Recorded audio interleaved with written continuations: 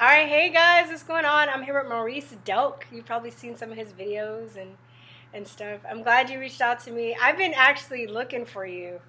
I didn't know your name. I've just seen your videos here and there, and finally, I don't know, we connected. So I'm glad that I'm interviewing you. You're doing the Blacker Than Thou series. I'm really excited. Right. So first questions first. Have you always been on the Democratic plantation, and when did you decide to leave the Democratic plantation? If you Okay. I've been on a Democratic plantation. I have been on a Democratic plantation, and I left the Democratic plantation 2 years ago. It took me years to wake up. You know, even myself in my 40s. It took me to get in my 40s to wake up. You know, I was always told Democrats are for poor people. yeah. Republicans are for the real, you know what I'm saying, the rich people, conservatives. And I believed it. You know, I looked around, I seen I was shooting in the hood, and I finally woke up when Trump was running for president. Did you vote for him? Yes, I voted. I voted. Well, just because I don't know if you know my story, just briefly, because I've said it for the listeners on this channel, but I didn't vote for him, and it's not until after. I didn't vote for Hillary either. Just to be clear, I didn't vote because I'm really also aware of the left-right paradigm. But after the election and he won, and I kept seeing. First of all, the thing that really made me look at people sideways was the fact when people were saying that he was a racist, and I was like, so you mean all these rappers in the '90s had no idea he he was partying with him, and they're just finding this out now, you know? I was like, what? That's insane. I don't believe that. So I already was, knew about how much the media lied. So, long story short, I started doing some digging, and I was like, oh, this is crazy. The first time too, because I know the media does stuff by having lies by having blackouts, by not being, fully disclosed with their information, by only reporting half truths. But this is the first time too that I've ever seen the media just make stuff up. Make stuff up. So it was just freaky to me, And this is how I think they've been successful with brainwashing half the people in this country, because they're people that they trust the media, and they gave them their trust, just like, they have this appeal to authority, so they're not going to question it. And they're like, well, if Anderson Cooper says it's true, then it must be true, Yes. Hey, y'all. Wake up, y'all. Wake up. Get your head out the clouds. So was it just this election that made you kind of be like, oh my God, really? What was the defining moment then? I remember some stuff that I was going through at work, and I was seeing one of my good friends. He was getting suspended from saying offensive things, and it was some true stuff that he was saying at work, and they was really getting butthurt about everything at my job. And he come to me. I said, you know what? I'm tired of this, man. I'm tired of all this political correctness stuff, man. I'm tired of this, man. For real. For some reason, I'm getting more fed up with it more than ever. And then I was half asleep one day, and I looked like this. I was half asleep, and then I was watching TV, and I fell asleep. And all of a sudden, I woke up, and I seen Trump on there. He said, frankly, we have no time to be politically correct. We have no time. And I looked like, hold on, this is what I'm talking about. Let me see what this dude talking about. And I'm looking at him, I'm laughing at everything he said. Dude, you right, man. You right. I said to myself, I asked my pops, I said, Pops, rest in peace. I said, Pops, do you like Donald Trump? I thought he was going to be like, no, I don't like, because I hear people say he's racist. He said, man, I like Donald Trump. I'm like, what? And I started looking at him, right? And I started looking at him like, wow. And so I looked at him again the next day, and I started looking at how he was saying, build the wall, how, how you want to put America first, and how he want to make America rich again. It was some common sense stuff. He wasn't talking like a politician. I remember years ago when Obama, I voted for Obama the first time. After that, I said I'll never vote again because it disappointed me. Totally. Yeah. And then sorry. Right after he, you know what I'm saying? I said that. I said, next time I vote for somebody, he's going to have to be a real dude. He's going to have to be a gangster in office. I'm sorry. We need a gangster in his office. And boom, look what happened. We got a gangster in his office. Yeah. That's a good way to look at it. Somebody just sent me, have you seen that video where it was like a parody of him since I go hard? Yeah. I go hard. No, that's great. Yeah, I really, the PC stuff really bothers me. Plus, I like comedy, so I don't think there could be good comedy if you're PC. Like, it just doesn't exist. Yes. Oh. Speaking of, like, I talked to you when we were confirming the interview last night. I was talking about the Roseanne thing. Man, I was livid. What are your thoughts on that? What are your thoughts on that? There's a lot of thoughts I have on this one.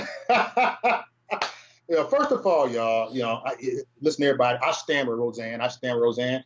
Yes, she should have been more wise and mindful, whatever, in other people's jobs and stuff, like whatever. She's a comedian, and she said something. She had no filter. She said something, and I feel like it was all a setup.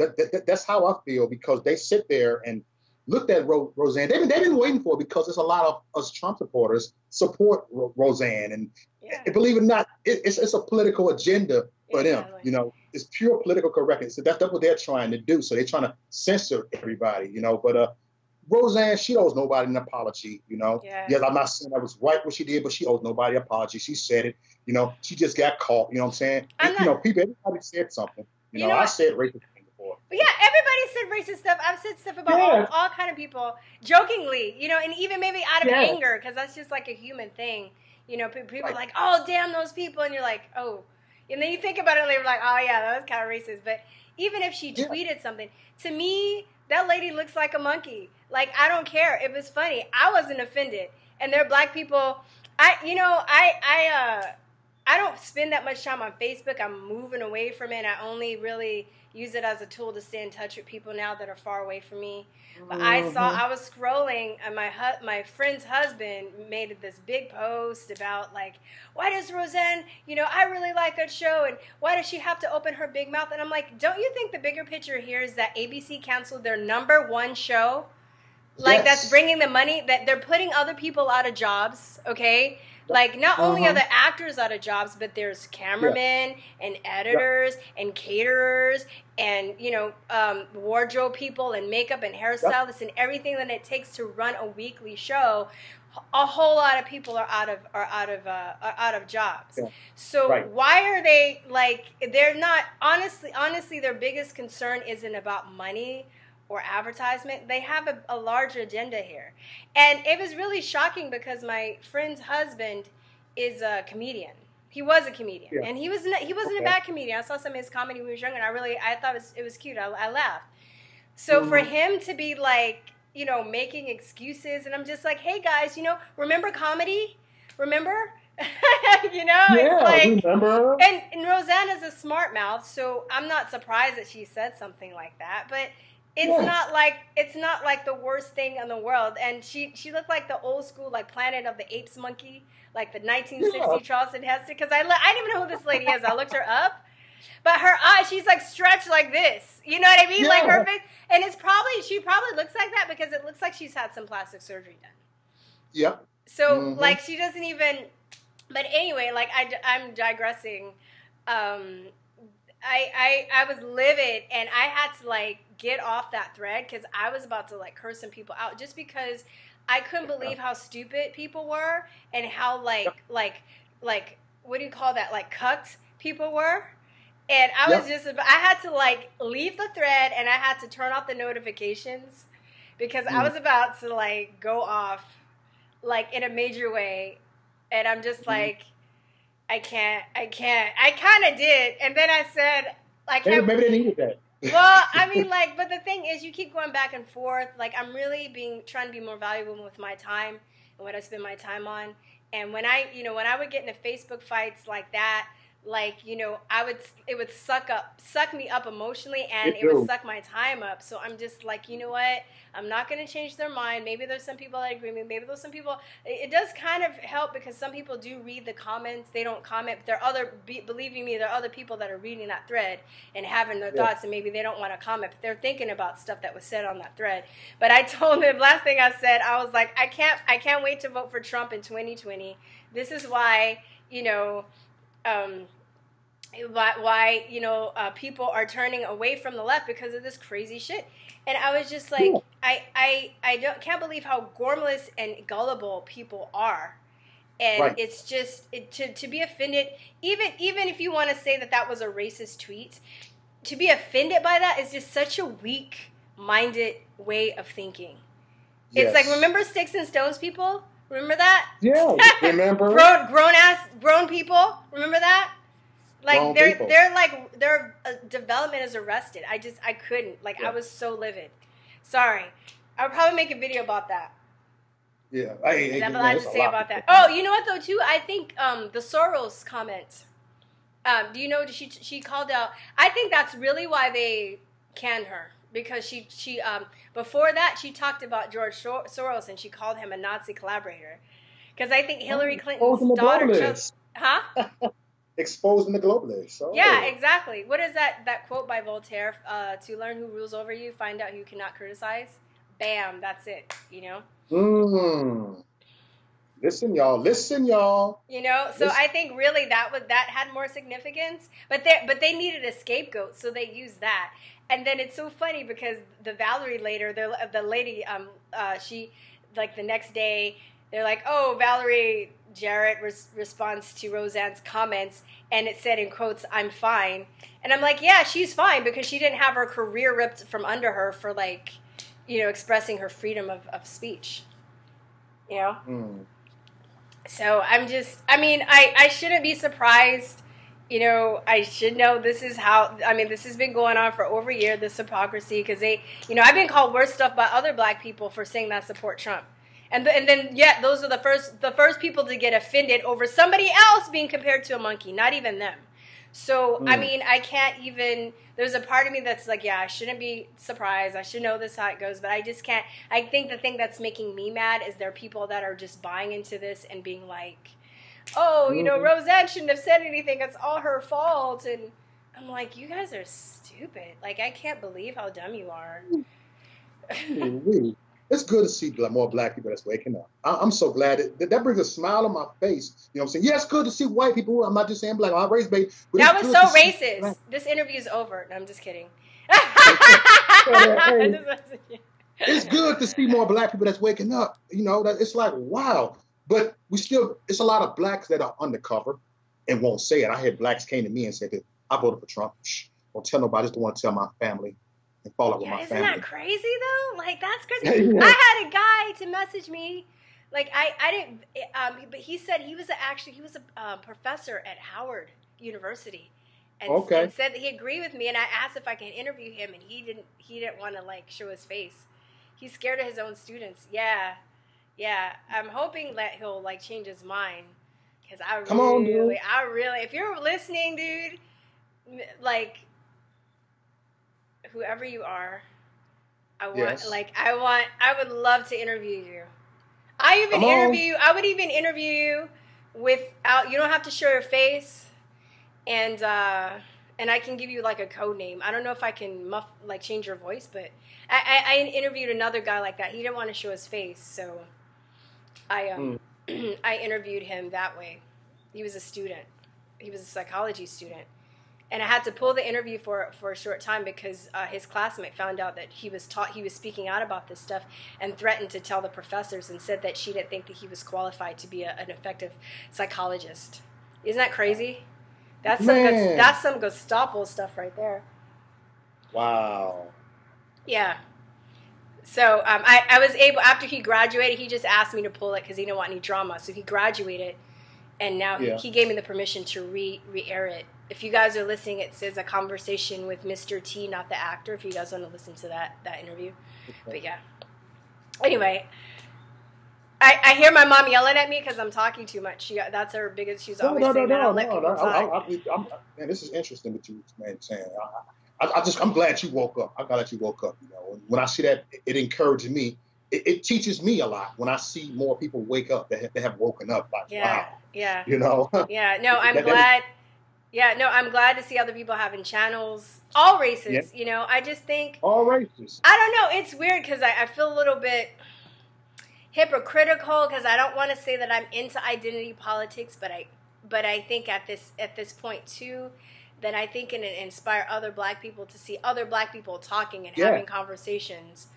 So, and then I also extended it, there are a couple of, like, to Latino people and other people, too, who are just kind of boxed in. Because I know that they go through the same thing. you know, they're kind of in the same boat as well. Yes. So I've seen it. I heard it. I mean, I even had some white Trump supporter came to me. I'm a Trump supporter, but I ain't telling nobody. I mean, people have come to me.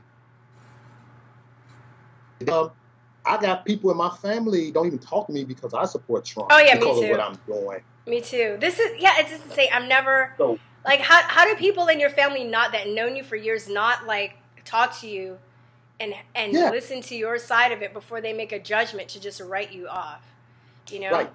It's really hurtful, but it's also very like bizarre and creepy, and you know, very demented. Because you know, honestly, the people that voted for Hillary and stuff in my family, I wasn't even thinking about like turning them off. You know what I mean? I understand that people have different. They vote according to their own kind of personal perspectives, and I know that the media lies, and I wasn't really holding that over them, and I'm, you know, but they're people that I don't know, they just flipped out, but we don't care about their views, you know, like myself, I had a Hillary supporter come to my house and did a one-on-one interview with me. You know, he was a white liberal, and you know, we just had a friendly debate, friendly talk, and that was it. It was like a whole hour. I shook his hand. He was gone. I wanted to hear what he had to say. Yeah, that's. I mean, what was his reasoning for voting for her? Do you think he ever looked into her corrupt past? Because I think that's an issue where a lot of people still support her, that they just haven't bothered to look into. They think we're all making it up, huh? He wasn't making sense. I even told him that he was not making no sense. He wasn't making no sense at all. You know, no, it's true. I think it's also like a human condition of the ego. Because a lot of people's ego would not allow that, like they don't want to admit that they were wrong. Like for me, I kind of had a bit of an ego death in that area because of Obama. And, you know, it took me a while to be like, all right, I voted for him because he was really hot and he was black. You know what I mean? Like I wanted to have some black man for president. I couldn't say that at the time. And I don't, you know, but I was trying to find all the excuses I could make to justify why I would vote for him, and but a lot of people, you know, I think waking up also has to do a lot with your personal journey, your personal confidence. It's a war. I think it is a spiritual war, but it's really like inside of the person, you know. Yeah. So. Yes. I remember when I voted for Obama, people asked me, why did I vote for Obama? And I said, I voted for Obama because he was black. You know what I'm saying? Not just because he was black, because I thought it was going to be changed, the end of racism. And me too, yeah. And it's changed. And I was like, Martin Luther King finally got his dream. Yeah. But he turned it into a nightmare. Well, you know what? I was interviewing another guy. I think it was Magnificent's interview. If you don't know, yes, you should check out. He's really good. Another YouTuber. Okay. But we were talking about that, and I feel like I think it was kind of a good thing, just because I think image-wise, I think it was a good thing for Black people to see that they can achieve that, you know. Yeah. But I also needed it to realize that just because somebody looks like you doesn't mean they have your best interest in mind. And just because somebody doesn't look like you doesn't mean that they don't. And I think that was one of the biggest things that I got. Because, and I think in order for me to understand that, I needed to vote for somebody that I thought would have my best interest because they look like me, and then be like crushed. You know, it's like when you're dating people and you go through a bunch of bad people to realize before you know who the good people are for you. It's kind of like that. Yeah. Mm-hmm. Oh, that is so true. You know, it's like that. You know, it's crazy. You were telling me we were kind of talking before we started recording. You were telling me about what were you telling me about? You were telling me about you work at a grocery store. Yes. So tell them about your experience about wearing your shirts and all that stuff. It was before the election, and they told us we couldn't. I had a Trump shirt on at first, and they said you can't wear no political. So one of the union reps on there, I said, "Where's it at?" I saw it in the menu. It's like, okay, and so I put my apron on it, and what happened is I wore a "Make America Great Again" hat. No political. It doesn't say political. It doesn't say Trump on it. It says "Make America Great Again." I want to make America great again. What's wrong with it? And so a customer complained. Employees start complaining, like, he got "Make America Great Again." And then all of a sudden, the manager put me aside. I said, "Well, you can wear it. Well, it's not in the manual." I said, "They got Black Lives Matter, so why can't I wear mine?" And then they emailed the owner of the store. The owner of the store, she decided to say, you know what? No slogans. No, we are strong together. We are Make America Great Again. All lives matter. Blue lives matter. None of that. We don't want no controversy stuff. And so they end up letting that go. You know what I'm saying? So the blacks got pissed at me. A lot of people, liberals got pissed at me, like I said, "Oh, this black guy, he supposed to be a black guy, and he stopped the Black Lives Matter stuff." And then they made a complaint. I didn't tell you that. They made a complaint about a year later, and they told me they was going to boycott the store. They was going to boycott the store because they stopped at Black Lives Matter. So they ended up bringing Black Lives Matter back. And they said you can wear all lives matter and blue lives matter. So you just can't wear no slogans. So it was crazy. It's crazy over there. Yeah, I think it's also the hypocrisy that's driving me crazy. Yes. The hypocrisy. Like, I just... And they don't see it. They don't see how hypocritical they're being. Yeah. You know, this just self-righteousness is just... Yep. Is just out of... And, you know, like, it's weird, like, I've seen this pretty much every interview. I don't consider myself a full conservative. You kind of have to ask me what my policies, where I stand. But, and it's really weird to be on this side because, as you know, as every person that I've talked to during this series, we're told that Republicans aren't really for black people, they're for rich people. This is a lie that we've been told the whole time. And I remember even asking my mom that, and my mom was like, when as a kid, and I was asking what's the difference, and that's what she told me. And I was like, okay, well, we're not rich, so I guess we're Democrats. You know, we're for that. Yes. But just the community, the insanity seems like it's a little bit, you know, it's safer over here because you can't even be in the middle. You have to be on that side, or you just get pushed over. You know, like I'm over here by default. You know, and a lot of the stuff that, you know, conservative values do make sense to me. You know. Yep, it does. It was interesting. My last boyfriend, he was really pro-life, and he's not like, he wasn't conservative. He doesn't consider himself. I guess he considers himself libertarian, I guess. But he was the one that kind of woke me up to all that stuff too, and I just never thought about it. You know, like he would put these photos on his wall with like late term pregnancy, and he put this one photo with this baby and showing how they go in with the tongs and basically just rip the baby apart. It was just like the most horrible thing I've ever seen, and I just never like thought about it. And I think a lot of people they think that like you know, first of all, too, with the whole left and their idea of abortion, they just say, oh, it's just a clump of cells. So people have this idea in their head, it's a clump of cells, and they don't make the relation, they don't make the connection that's another human being, you know? Mm. And anyway, I think, long story short, I think we just do a lot of these things, and we have been for a long time without just really thinking about it. This is what you do. This is how you vote. This is how you think. Right, right. We didn't think, we didn't wake up. We were just like, you know, and then now we look like, I can't believe I didn't pay attention. You can't believe we didn't pay attention. It's like, oh, wow. I can rewind a time, but you know what? It's good. Sometimes it's good that happened, you know, because it's a time and place for everything. And we came in at the right time. We here on this platform at the right time. We here at the right time. Things are meant to happen, you know. So I'm happy that we are aboard, that we have woken up, that we have paid attention now. You know, so it's good that we went through the brainwash. I'm always saying I'm grateful that I went through the brainwash because you're grateful. Yeah, you are. You know, you can be, you know, grateful for that for sure, because I look at the other side too, and they're living in fear, and they're just like they're mostly miserable. You know, miserable, depressed. You know, I'm not saying I don't get depressed. I'm not saying I have my days where I don't feel good, but for the most part, like they're not really.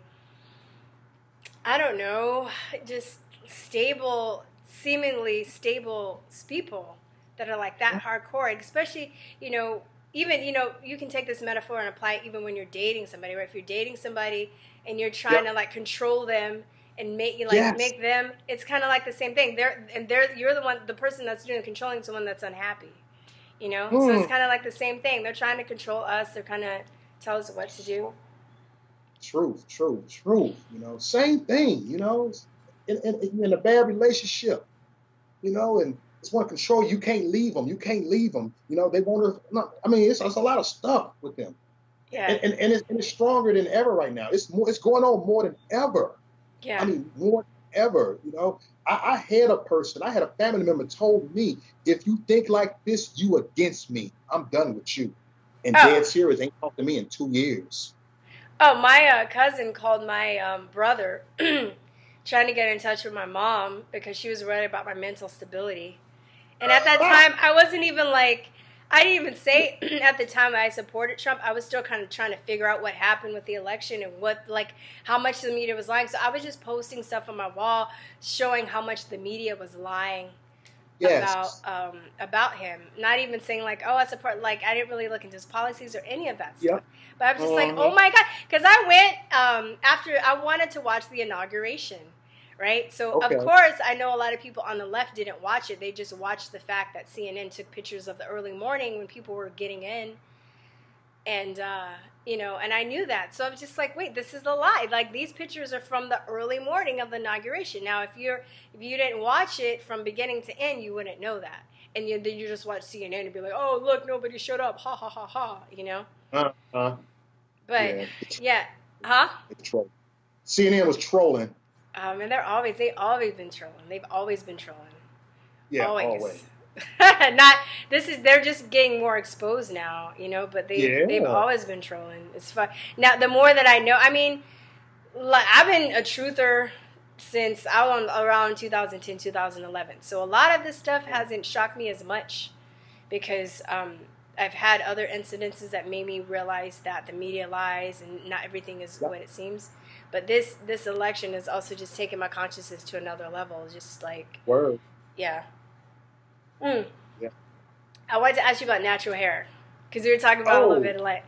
So how have you always been natural? I mean, dreads. Most guys are natural, right? Did you ever straighten your hair or conk it or do like jerry curls or any of that stuff? Only time I had a jerry curl when I was like 11 or 12 years old or something, and I remember as a little kid, I remember I had my first baby. You know, I had my first baby. I see everybody have their baby, and I looked and I said, I hear people say that baby got some good hair, and I'm looking like, huh? And I kept looking at it, good hair, and I just hear this, oh, you got that bad hair. My hair is so hard to comb. My mama combed my hair so much that it started hurting. I started crying and stuff, you know, and I was thinking it was bad hair. And so as I got older, when people were saying good hair, and I said, what do you mean good hair? So you trying to say black people got bad hair? The kinky hair is bad hair? I mean, it's all hair is good. I mean, why does hair got to be bad? And so I love natural. I've always wanted to, ever since, because when I was a little kid, my mama didn't want me to have dreadlocks. I said, you ain't getting that nasty stuff in your head. I was fascinated with Whoopi Goldberg's hair, not her, but I was fascinated with her hair. You know, really? and poly hair, you know, and I want to get some dreads when I get grown. So when I got grown, I got me some dreads. But her dreads are gross. I don't like her dreads. They're like good dreads. Okay, maybe you might not agree with this, but I think that they're good dreads. I think it was mosquito or something. They're like good dreads and bad dreads. You know, like the dreads that like are unorganized and then like looks like somebody stepped on. They look like somebody stepped on a few of them and they're just you know. But I don't know. Like I wasn't into her dreads. I like Bob Marley's dreads. His dreads are cool. My cousin had like really nice sister locks. She looked gorgeous with them. You know. We were like getting to our own little zone. So for those of you guys that aren't watching, sister locks are like dreads, but they're like really thin. They're like they're like this thin, right? I'm just trying to give people an idea. So if you see people, they're called sister locks, and they're pretty thin, and a lot of times they're done with like a crochet needle or something. Yep. And I think it took my cousin like a couple of days to get them done initially. She had to go back. Wow. And had it done because it takes a long time. Like it's really probably about 10 strands of hair for each sister lock, something like that.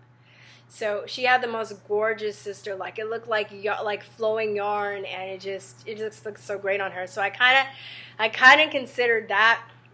I know you can't wash your hair for a while because before they have to lock, and that kind of bothers me. And I like to swim, so But I love my fro. But I've only been natural for like 4 years, going on 4 years. So before that, I didn't like, you know, I was scared to go natural. I just didn't know how to deal with my hair. I didn't know how to do my hair. Right.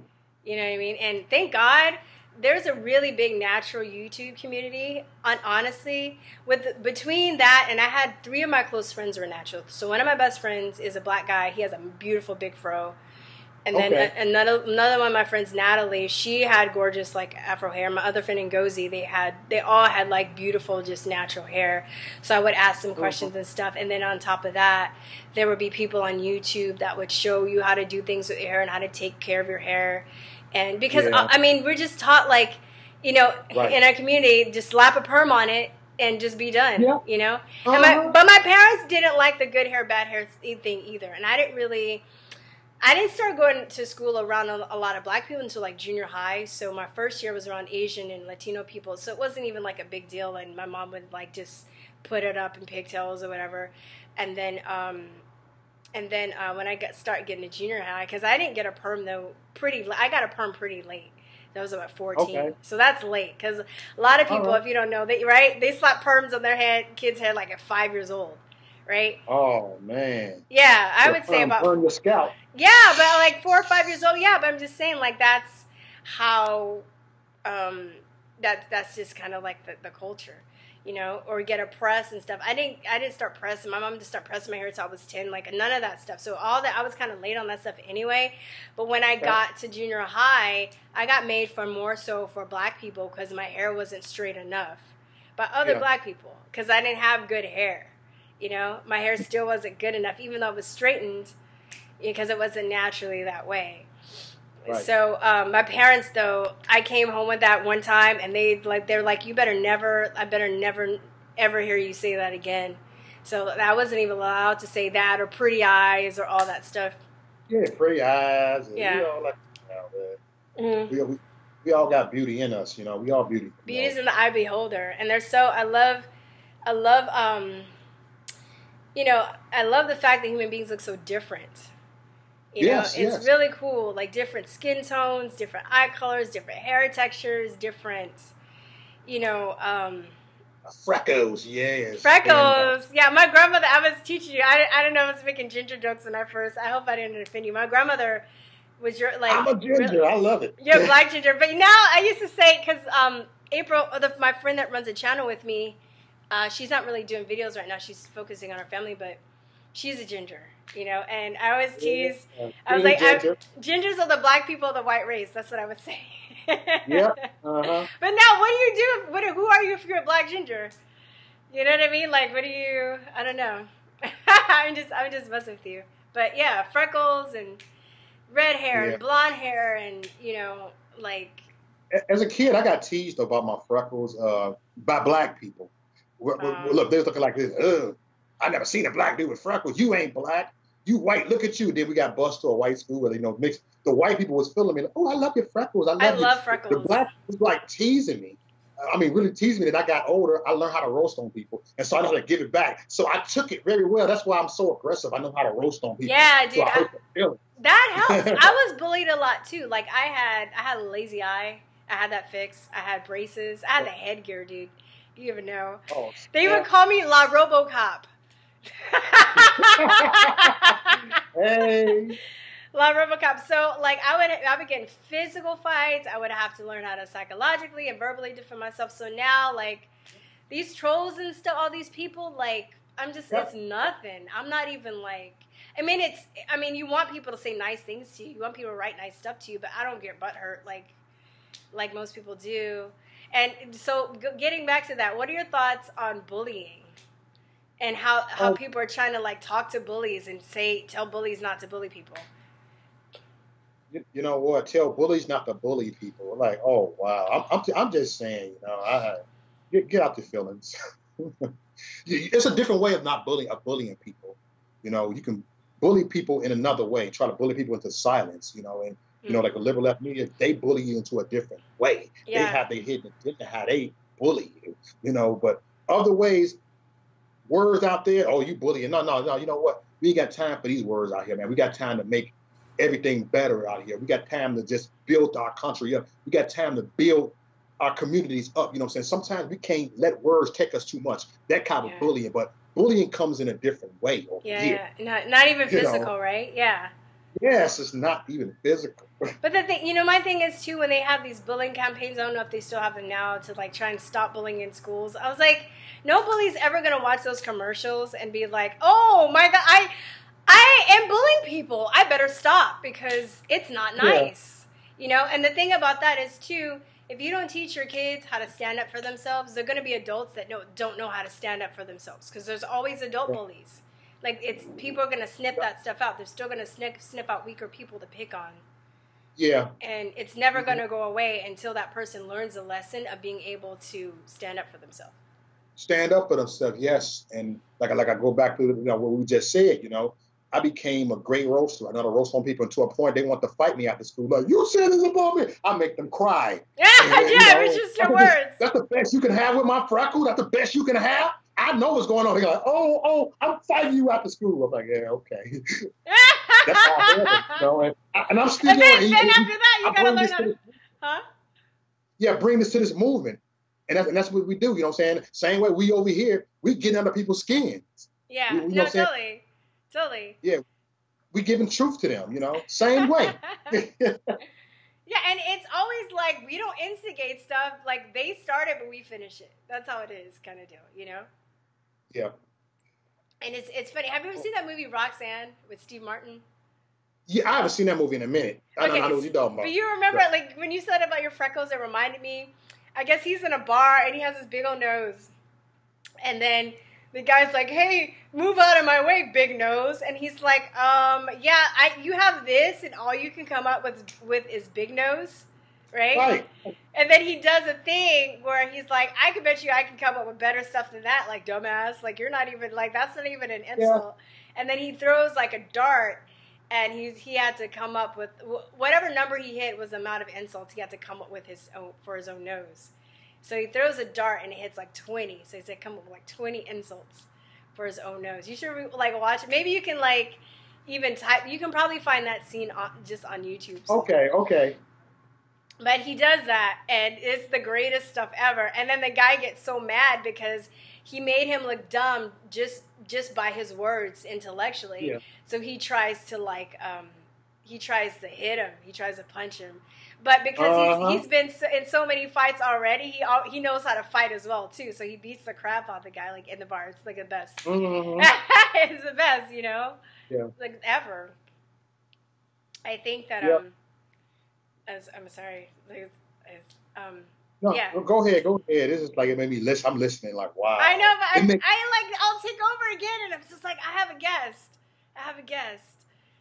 No. I'm listening to you. I love listening to you. I'm just thinking about the Roxanne. It brings me back how you know how these people don't feel good about themselves when they try to bully you, when they talk about you. They really don't have to. Yeah. That's why you got bullies that's this big, bullying little kids, because they don't feel like accepted with people that's their size or in their age group. So they go ahead and bully the younger people, and they bully people that they think is not smart. You heard what I said, think it's not smart, that they think it's not smarter than them. But they're really not, they don't feel good about themselves. I mean, bullying is real deep, man. Bullying is more than it's mental. Bullies have a mental illness. Yeah. I see what you're saying. It's like what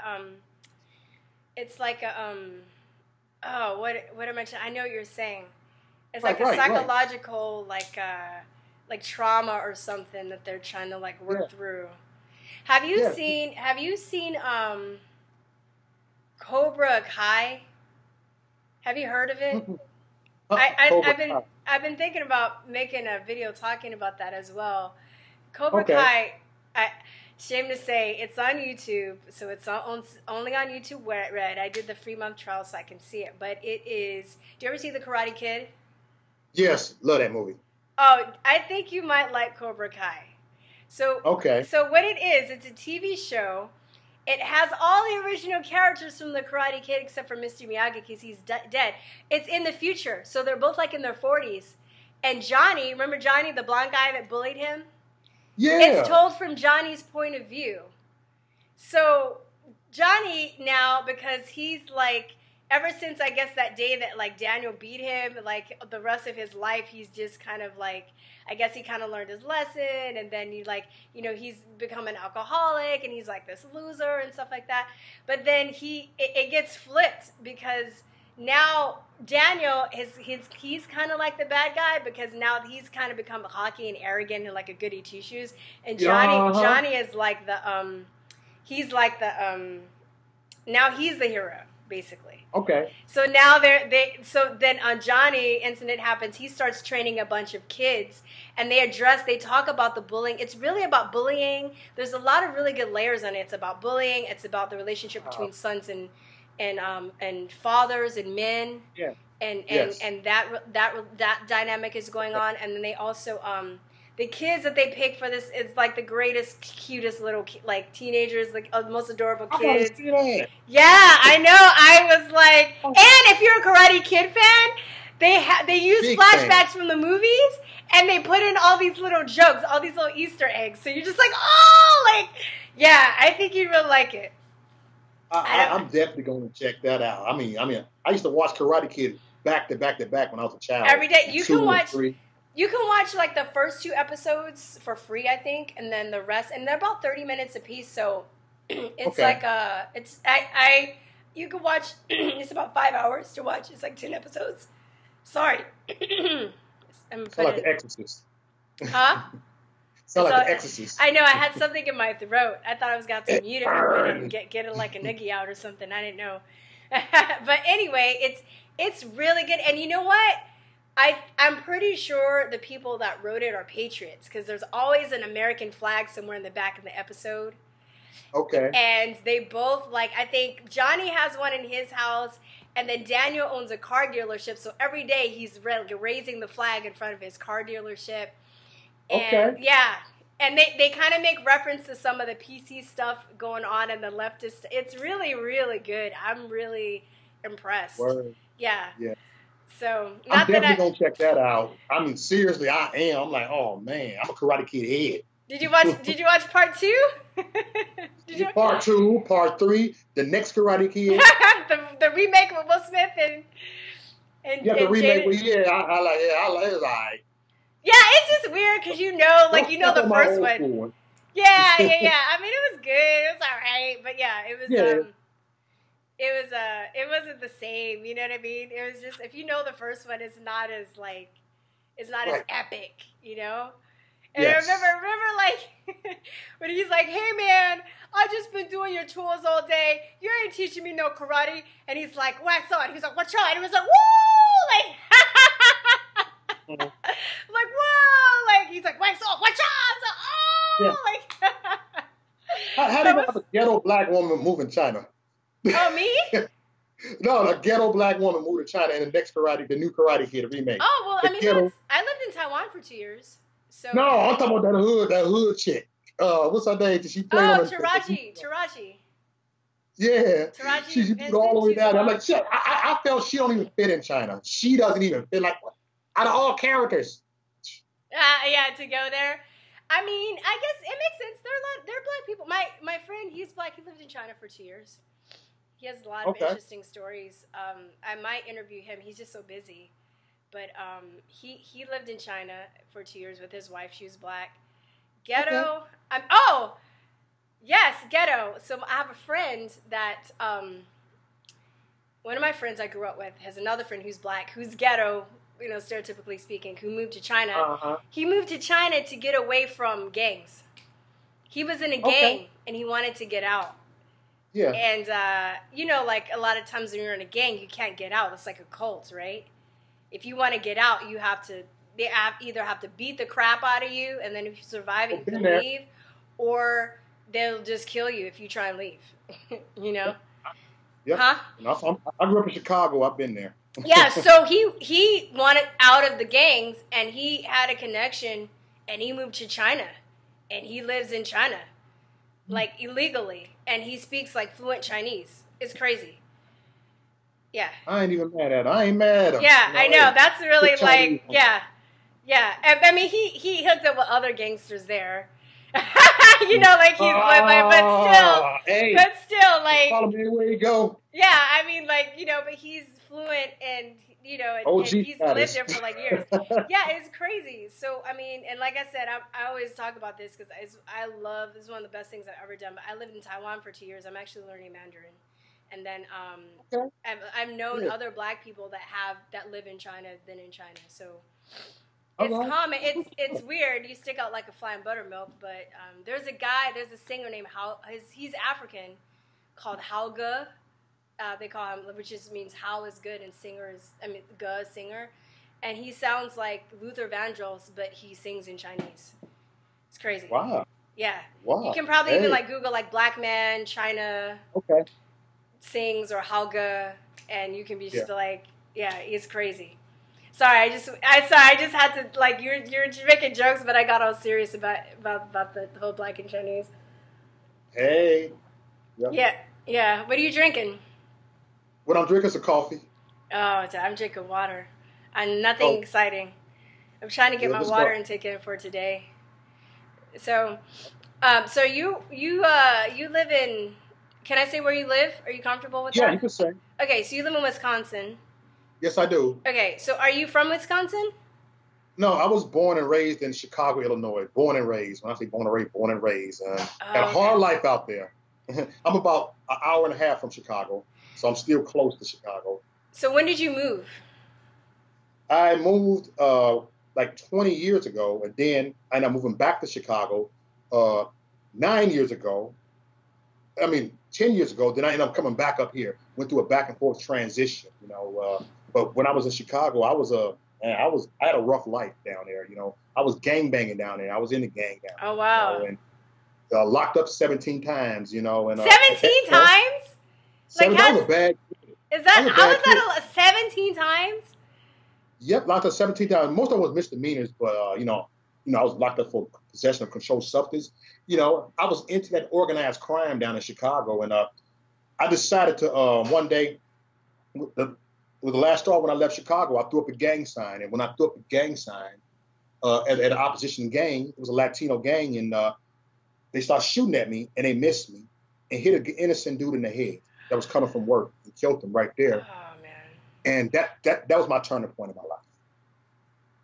That was my turning point in life. And I went to Wisconsin and went and started working, kept me a job, and turned my life around. I got tired. Oh, man. Like, that must be devastating. I mean... Oh, man. Yeah. Sorry, I just felt that a little bit, you know. It is, you know, but, you know, sometimes, you know, I look at it, you know what, things happen for a reason. But that's why I do, you know what I'm saying, sometimes I do go to troubled schools still and talk to troubled children. And I go to group homes to talk to people, you know. I've even been to prison to talk to people, you know. And I've been around the street outreaches and stuff. So my platform, I tell people, my platform is not political. Yes, it's around political people, you know, but it's really not political. You know, I'm here to reach the inner cities. You know, I bring my conservative views to the inner city and talk to them. I take my camera all day. Sometimes I go to Chicago and I go in the rural neighborhood and talk to them.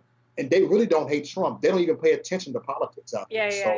Yeah. You know, things happen. Things happen for a reason, you know. I'm not saying it was good the guy got shot in the head, but no, but you know, I mean, you have to things happen for a reason. I know exactly what you mean. And at the end, it's still all you because you still could have made the decision to keep gangbanging, or, you know, a lot of people try and numb themselves by doing hard drugs to like forget about it and stuff, but you chose to like change. So, you know, that was a blessing in a sense too. No, not trying to, like I said, saying that. I know. Yeah, but you know, like. Wow. I think that, you know, I grew up in South Central, and when first, I don't know if you're familiar with LA, so first 8 years was Koreatown, and then we were about 8. We moved to South Central by USC area. So, the area, you know, I don't know, you hear about South Central, there are pockets that are more dangerous than others, and the first year we moved over in that area, it was kind of dangerous. A kid that I not grew up with, but I played with in the neighborhood, like, got shot in a drive-by in the crossfire around the corner. And then my parents were, like, freaking out. And as a kid, you're thinking, like, oh, like, you know, oh, if I see somebody drive up, I'll just run. Like, they won't get me, blah, blah, blah. But my parents were super strict. I lucked out in the sense that, like, pretty soon after that, a lot of the campus started buying up property and gentrifying the neighborhood, so it became less violent. But the junior high I went to was really violent and really, really crazy, because I still went to school, but the neighborhood where I grew up. So I feel like there's a part of me, and I went back and I worked for LAUSD for 8 years, and I taught in South Central. And I feel like I had a connection with the kids, but like the troubled kids, I feel like I can only get so far because I haven't been to jail. I haven't been to prison. So, you know what I mean? Even for me to be like, oh, like, don't go to jail, kids. Like, they're going to be like, well, you don't know what you're talking about. Like, you've never gangbanged. You don't know what it's like. So I feel like somebody like you is good that you can go back and talk to people. That's what I'm trying to say. I think they'll take you more seriously than they would me, someone like me. Yes, because you can relate to them, honestly, huh? Yes, and then I can say no. It depends. It depends. Yes, a lot of them would, but then a lot of them, like when I go to these schools, they still look at me like they won't look at me and feel like, like, come here. They still get a little sassy and do all this, and I tell people, like, even if you ain't been in the street game, you know what I'm saying, but you still have a testimony, and you can still witness to people by your testimony. You can still help people by your testimony because you still alive. That could have been you, And I always say that it could have been you. You know what I'm saying? Either it could have been you or it ain't you. You know what I'm saying? You can still be that voice. You know what I'm saying, to talk to these troubled children, and because you do know what's going on. You see what's going on. You got people in your family, you know what I'm saying, that been through it. I mean, you could have taken that wrong route, and you didn't take that wrong route, and that's a big testimony right there.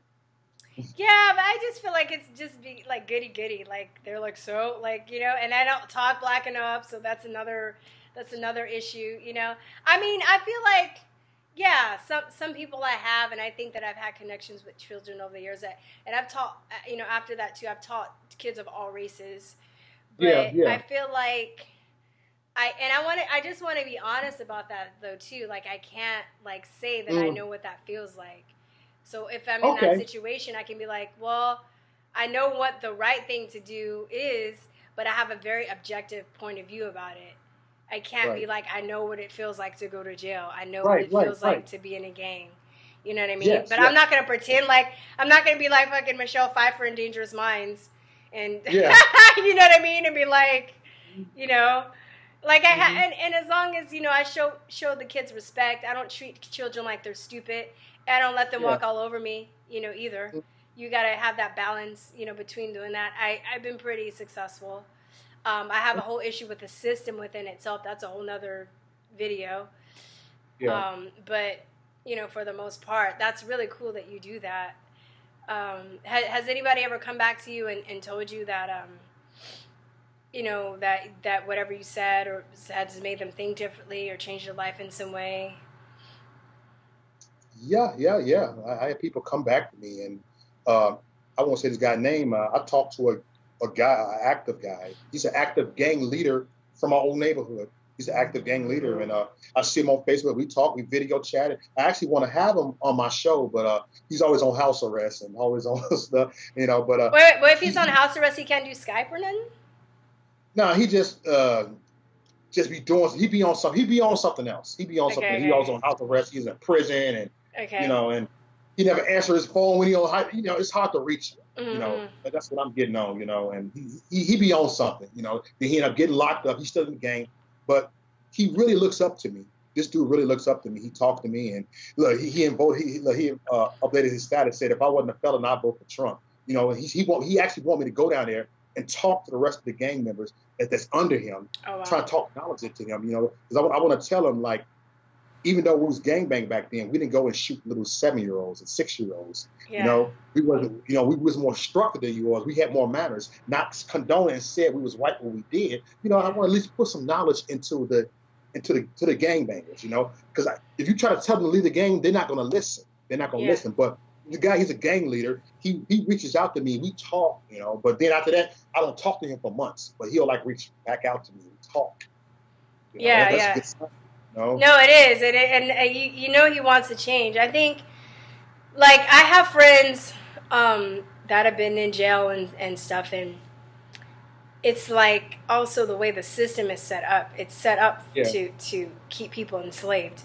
So people that really want to turn their lives around, it's really hard. So if you have a felony, you can't vote. You can't. It's hard to get an apartment. It's hard to get a decent job. You know. So how do you reach out to these people? And you know, this is something I've never heard people. I haven't heard people bring up yet, but I've been thinking about this, and I know I probably need to do a little bit more research. But a lot of the immigrants that are coming in are also taking jobs away from people, felons that want to change, that maybe can't get a decent job, but they can get, you know, jobs in agriculture and all these lower wage jobs that they're paying immigrants, illegal immigrants, I should say, illegal immigrants that are coming in. And I think that has an effect on society as well. Because I think that, you know, it's interesting. I know, Whole Foods, for instance, they have artesian cheeses and they're made by prisoners. There are a lot of skills that prisoners have learned that they can integrate back into society.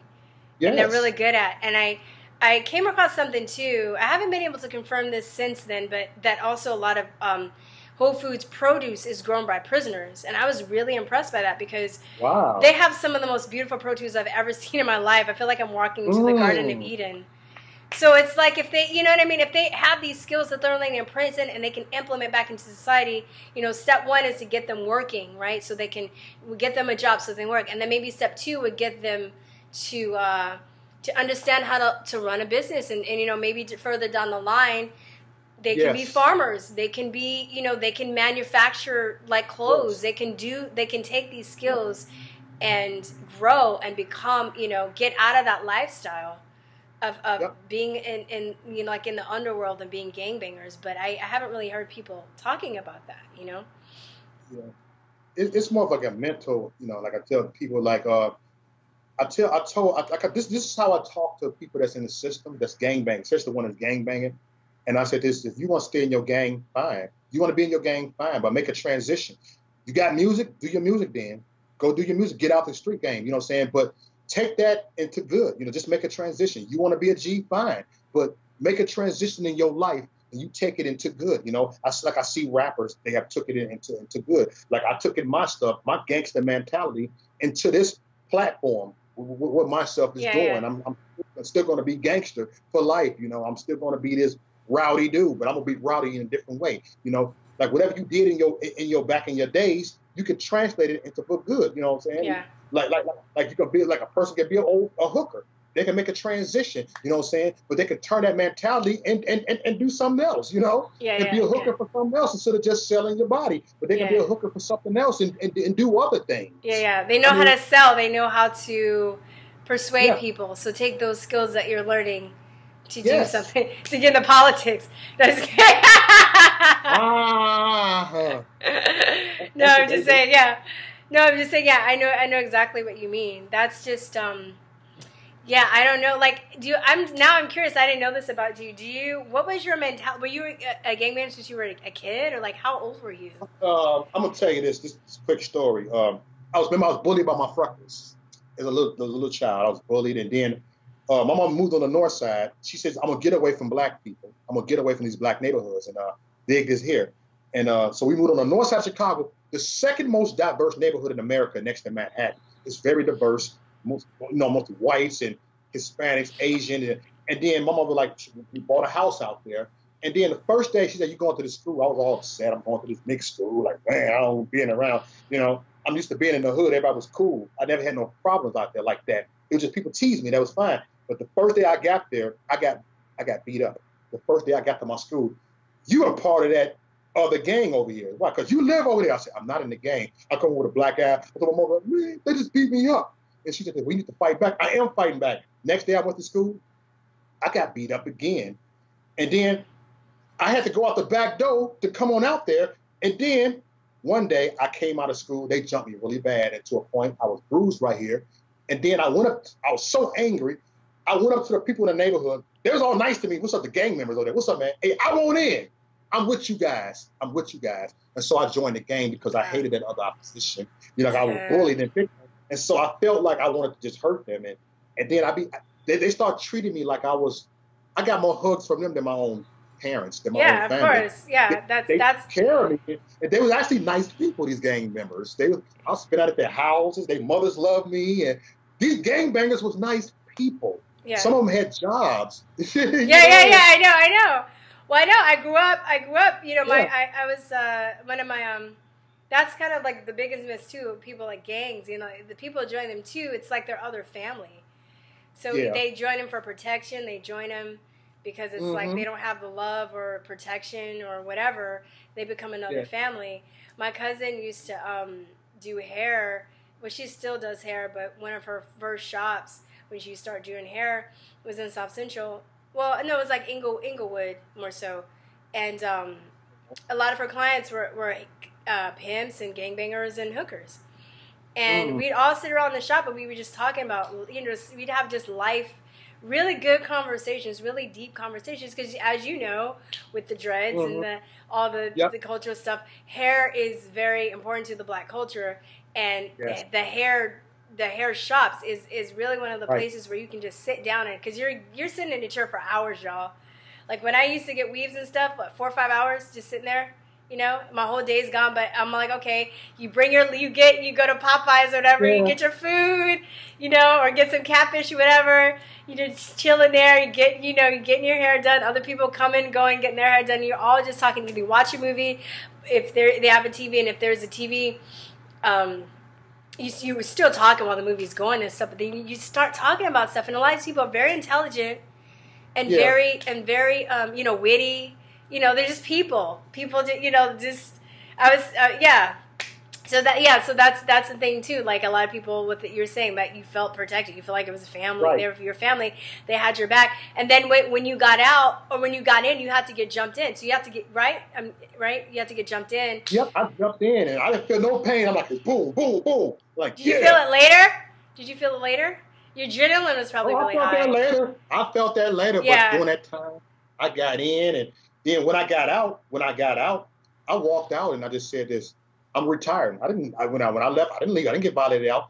I said this: I'm leaving. Going to Wisconsin. He said, for the better, for the worse. I said this: for the better. They actually threw a party for me that night. Oh, you're lucky. You were in a nice game.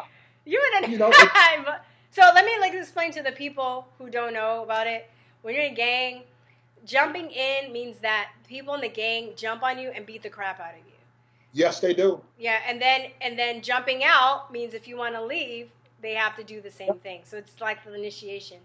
You have to cover up the pole. Boom, boom, boom, boom. Yeah, you can't fight back. You have to just sit there and let them beat the crap out of you. Yeah, let them do it. And so I decided to I'm not getting jumped out. I just said, let me retire. That's what I'm just like, you were lucky. They threw you a party and everything. That is crazy. Because I knew I was leaving. Because I was good friends with the leader, you know what I'm saying? I mean, they was actually good friends with me. But still, even people I know, I'm sorry, I didn't mean to cut you off. You said no, go ahead. No, I'm just saying. It's funny. I still talk to the people. I used to even talk to them. They all got their life together, most of them. And we laugh about it. Well, you know, what is, Chicago, that whole situation, it just really ticks me off that, you know, people are more concerned about police brutality than that problem. And then you have the leftists being like, oh, well, all these people need is an education. Well, let me tell you something. If you're in a neighborhood where bullets are flying constantly, you're not going to be focused on studying. You know, how can you get good grades when you're focused on trying to stay alive, trying to survive? You know? One thing about Asian culture, everybody says the Asians are very smart. I don't think it has anything to do with genetics. It's their culture. And they have a community where they support them, and they're always going to school, and they go to extra school, and that's another they have their issues too, okay? Because then they've lost their critical thinking, they've lost their creativity, and it messes with their soul. So on that side, that's another issue with Asians. But I'm digressing a little bit. But as far as South Central goes, how can you even begin to edify yourself and soak in knowledge, even if you're going to school, if your first priority is just trying not to get killed, you know? And these people that don't, get so offended when you bring it up, and they're just like, oh, well, white people do this, and I'm like, well, we're not talking about them. We're talking about the black people that are killing each other. I mean, you would think that the number of people dying is more important than the image, but it's the virtue signaling that they're worried about. So they act like, people in Chicago, like when their family members get shot, like they don't have feelings and they don't grieve. They're just as dead as the people that get shot by police. They're not coming back. Yes. So, yeah. Have you ever had any friends to get murdered or anything? Yes. I remember like it was yesterday. One of my friends, he's a Hispanic dude, Puerto Rican, and he was like, "Oh, I think he wants some weed." I said, "Dude, lights are off. Lights are off, man. You know what I mean when the lights are off, it's dark." He said, "No, man, we good. Ain't nobody coming in our hood." I said, "Dude," and I walked up. I saw him. I said, "Get down, everybody!" He went up there and shot him right up in the chest, right in front of me, died right in front of me, and I just looked like whoa, everybody got down, everybody was bringing kids down, putting kids down, and it was crazy. It was crazy, not just him. I watched other people got killed right in front of me, Do you? I'm gonna ask you. I don't know how woke you are, how far you've gone down the rabbit hole, so to speak. Do you know? Are you familiar with? Are you comfortable talking about? Do you know MKUltra? Do you know that stuff? Bring it to me. It's kind of a long explanation, but it's mind control. Okay. It's mind control. Okay. And one of the forms, one of the ways that you should look up Project or Operation Paperclip, MKUltra, okay. Kathy. I'll rewatch this interview and I'll put stuff in the links. Kathy O'Brien. Anyway, the way to create MKUltra mind control is one of the ways they do it is they fragment the personality by introducing them to trauma. So I kind of think about this theory too. People that live in violent neighborhoods and that have had a lot of violent stuff happen to them or in front of them are really ripe for this unless they've dealt with it. If they haven't dealt with it, then they're really subject to being mind controlled too, because they have a lot of kind of open wounds or fragments in their, you know what I mean? Because if you're not dealing with it, anybody is susceptible to their trauma and stuff. It's not, you know what I mean? Yes. Right. So anyway, if you don't know, then I can't really probably talk about that in that sense. But maybe check it out later if you're interested. I'm interested in that. I'm always open. I just want to, just expand it. Yeah, that's just fascinating. I'm really happy for you. You are where you are. You're working at an organic food store. How about when did you get? So, because I know, in the hood, there's not really organic food. I didn't really know about that until I was 18 and my friend got a job at Whole Foods. So, How did you get turned on to organic food and working at that store? Working at the store, because before that I used to work. I worked in a grocery store before that when I had an experience, and I ain't gonna lie, I thought organic was stupid. I didn't understand it. Whatever, organic, all fruit is fruit, vegetables is vegetables. You're like, that's white people's food, right? That's a lot of black people say. They're that's white people's stuff. Extra money. Yeah. And I made fun of them, but I started seeing some stuff, and I never told you this, and if you look at me, look at my pictures about a year ago, I lost 100 pounds in this past year. I lost 100 pounds from eating right. And so I'm a living witness what it can do to you. I'm a living witness. Did you exercise too? Nope. Yeah, I just wanted to know. I'm curious because I don't exercise at all. I just eat right now. Don't say that. Don't say that. Just kidding. I've been doing walking lately, but I lost 100 pounds since May the 1st last year. Wow. Yeah, no, food is, and it's not, I think people are confused, there's a misconception too. People that are really overweight, people think that they eat in quantity, right? That they just sit up and eat. It's a quality. It's a quality of food. Quality. It's a lot of the chemicals and stuff that's in the food that makes some people, and I think some people are more susceptible to gaining weight than others, for sure. But yeah. So what did you eat before, and what do you eat now? Okay, before that one, last year, around this time, I would have had about 2 Whoppers and the fries at Burger King right now. Leftover KFC in the morning and Dr. Pepper, and I was drinking a lot of beer, and one day I had a little health issue. You know what I'm saying? Had a little, you know what I'm saying, a little stroke on the left side, a slight stroke. And it woke me up. I was scared. I got grown kids, and they was like scared. And doctor told me I have to lose my weight. You have to eat a lot less. I said, you know what? I'm going to do more than eat a lot less. I'm going to lose this weight. I'm going to do this. And then I was talking to you at work. You said, leave the carbs alone. Do this. You know what I'm saying? So I started leaving carbs alone. I turned white rice into brown rice. I left the macaroni and cheese alone. You know, all that pasta. I have a turkey burger, no red meat. I have just, you know what I'm saying, the other kind of meat. I'll make chicken tacos, turkey tacos. And I don't eat after 7 p.m. I left that beer alone. I have wine, but I left that beer alone. Did you cut out the soda? I think that's huge. I cut all that off. Don't even touch that. Soda is like the worst. You're just drinking high fructose corn syrup. Yeah, I drink sparkling water because it tastes almost like a soda. It's just no carbs, nothing of it, just carbonated water because I still have an addiction to sodas, so I drink carbonated water. You know what's good? Do you ever mix that with like juice? You should try like put some apple juice or some orange juice in the carbonated water, and it's fizzy like soda. Yeah. Yeah, I gotta try it because I be liking the flavor of carbonated water, like flavor out of lemon. You know what I'm saying? But if you put the real juice up. Yeah, just get like a plain, like no flavor plain. I guess you can do lemon and maybe orange juice. That would probably be fine. But if you get like just plain carbonated water and then put some juice in it, that's good too. That's good too. Yeah, that's great. I love hearing weight loss success stories. And I have a lot of friends that have struggled with their weight. And I have had other health issues. I've never had weight issues, but I've had other health issues that turn me on to eating healthier. I have a lot of food allergies. I have asthma. I'm asthmatic. I'm getting way better with all this stuff, but I had really debilitating like menstrual cramps where my joints would swell up, and I'd have to take a couple of days off of work and stuff. It's been like I'm just like bedridden because I'm just in so much pain and I can't even function. And all that has gotten better just because I've taken certain foods out of my diet. Mm-hmm. It's amazing, but I feel like I can't really speak to people who have weight issues because they're just like skinny bitch. Like, what do you know? Like, you know.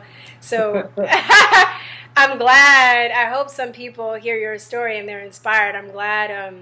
I love to hear that. So I'm going to ask you this now that you brought that up. What do you think about the Fat Pride movement? Did you hear about that? Were you familiar with that? Hold on. The Fat Pride movement. I know where you're going with it, but I want to hear this. You don't know about the Fat Pride? Where have you been? No, I'm just messing with you. The Fat Pride movement. So this is on the whole SJW like world, right? Where if you're morbidly obese, and I'm not talking about like I'm skinny, I'm crazy thin, but nobody has. Like, I don't think it's normal for everybody to be that way, right? Because people come in different sizes. Right, there are people that have different muscular skeletal structures that are thicker, all right, that are bigger. But nobody, and so anyway, so the Fat Pride movement is not even talking about those people that are bigger, right? But that are like morbidly obese, and that you're supposed to accept it. You're supposed to accept it because, and that's beautiful and that's healthy, and if you don't accept it, then you're like a bad person. You know, you're you don't know about that? Stuff. Yeah, it's the whole victim. Right. It's a whole just not take responsibility.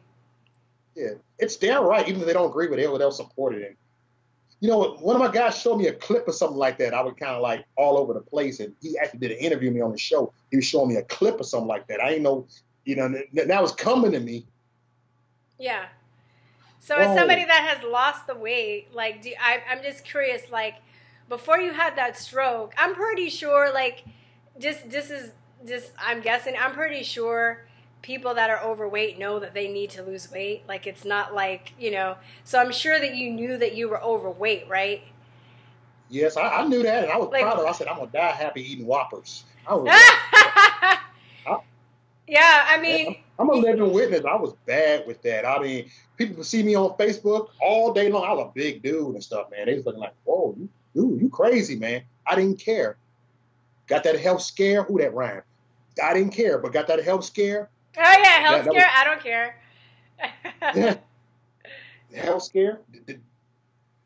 That's all she wrote. That's all she wrote, and I've learned, you know. So I'm glad I went through. I'm glad I went through it, so I can teach the rest of the people. You know, I'm here to tell everybody, if I can lose 100 pounds, anybody can lose 100 pounds. Trust me, anybody can.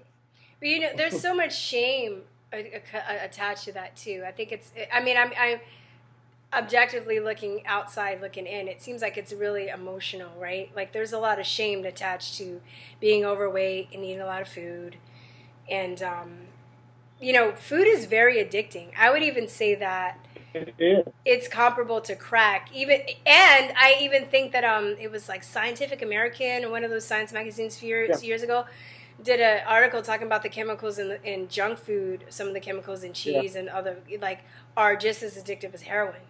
The thing is why you don't see people like, you know, killing each other over hamburgers is that it's readily available everywhere, right? Yeah. And it's legal.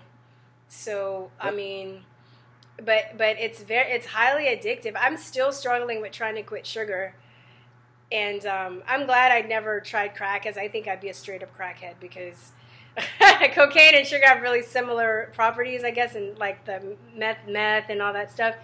I think like sugar has been like the hardest thing, because I've quit. Like I've gone a year without cheese. I'm good.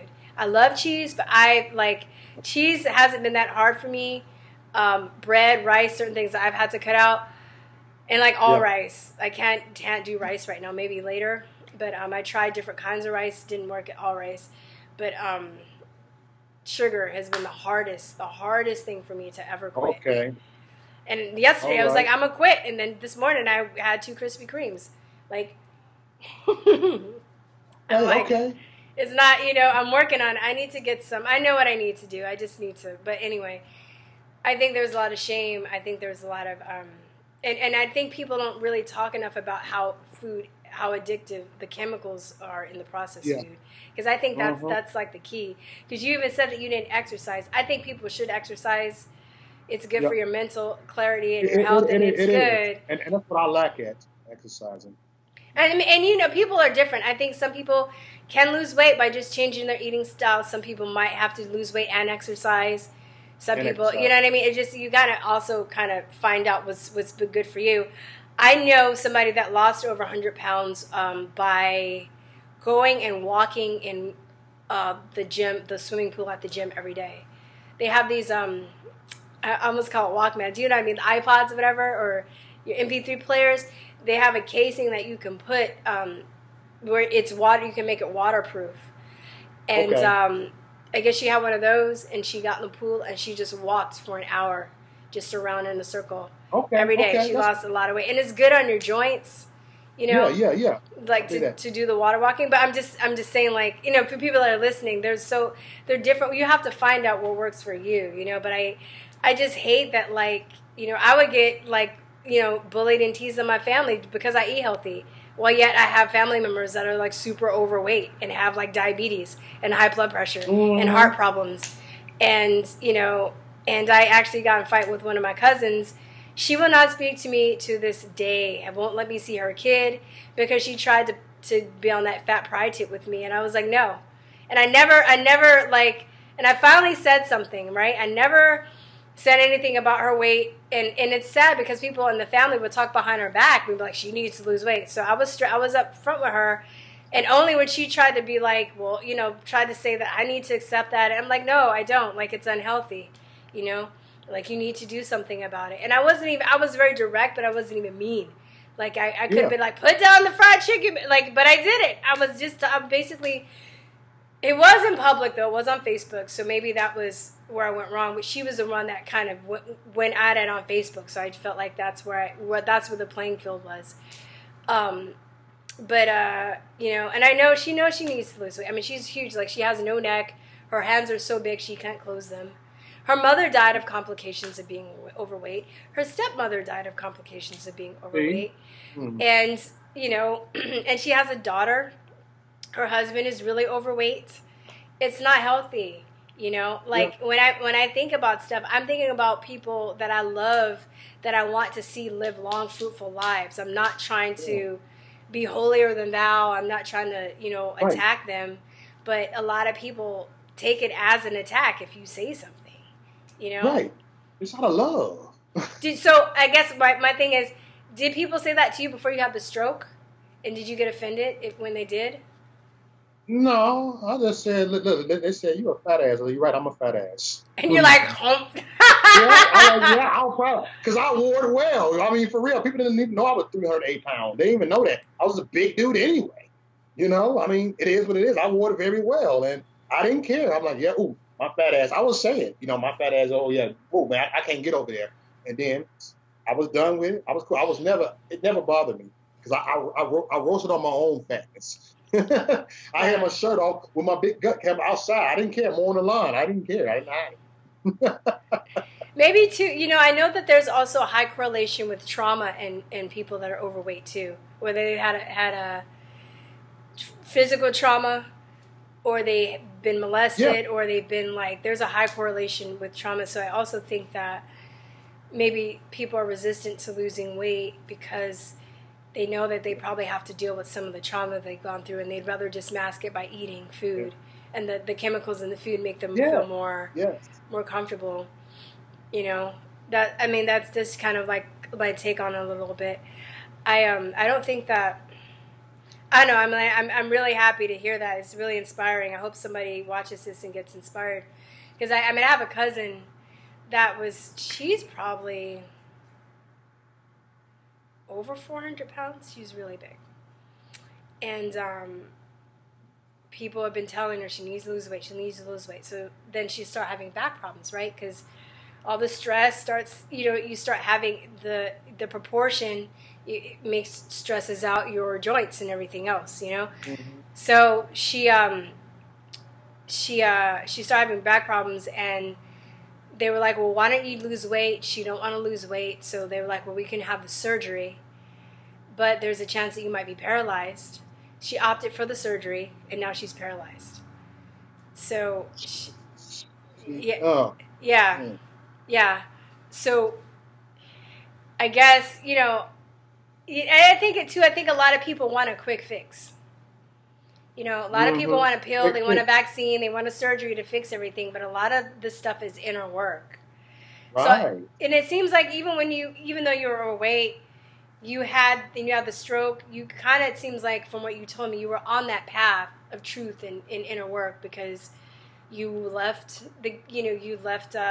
Chicago, you moved to Wisconsin. So I kind of think whatever you say, God or Jesus or the universe, whatever you believe, when you make that decision, things start happening in your life to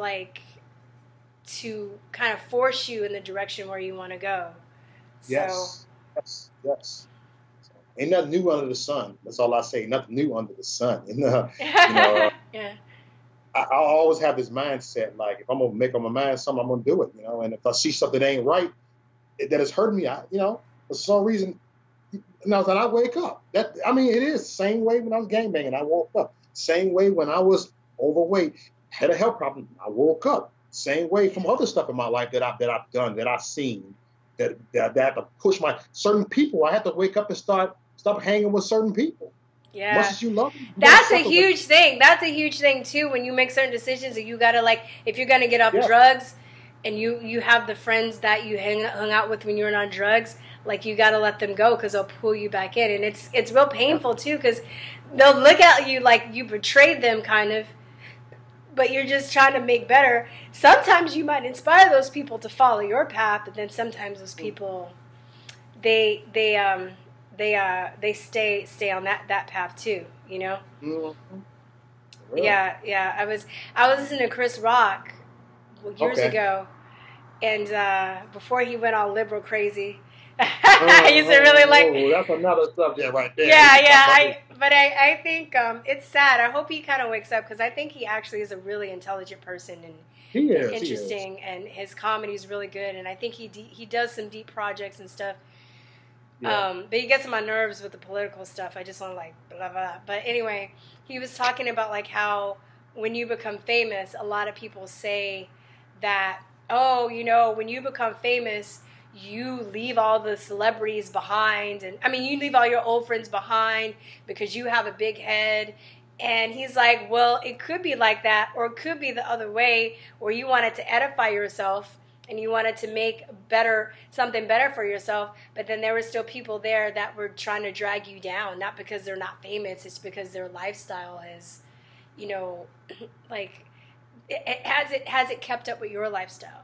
He probably he put it more eloquently than I did, but he said, like, I'm paraphrasing, but that's basically what he was saying. And I was like, that's true. That's true, you know. You know, people that you know, they'll say stuff like, "Oh, you all Hollywood now," and you know, you think you're better than that, and you think you're better than us, but it's really their own insecurity, and it sucks because, you know, when you have friends, and especially when you're friends with people for a long time, you have a lot of memories, you have history, they know stuff about you, you know stuff about them, but I think when you're on that path, either they're gonna follow you, or you're gonna have to leave them behind. Maybe they might catch up later, but for the most part, you know, that's just how it goes. So, okay, I'm going to start wrapping up. I want to ask you, is there anything else you want to say? I'm sorry. I was going to ask you one more question. No, go ahead. Just ask me a question. One more question. All right. What I want to ask you is, what is your vision for America? What do you want to see America as? My vision for America is...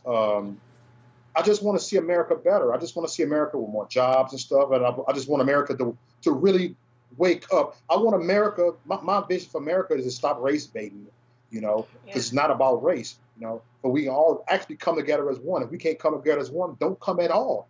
That's my vision for America, that we can all have intellectual conversation with each other. We ain't got to agree with this person, but have normal conversation with each other. Like, you know what, I can see your point, Instead of one just rapping up, let's just have intellectual conversation. Let's just see. Have an open dialogue. Let's just respect. My vision, everybody respect each other's opinions, which I highly doubt it, but that's my vision. But if that ain't happening, guess what? It's time for us. We're going to still keep on fighting.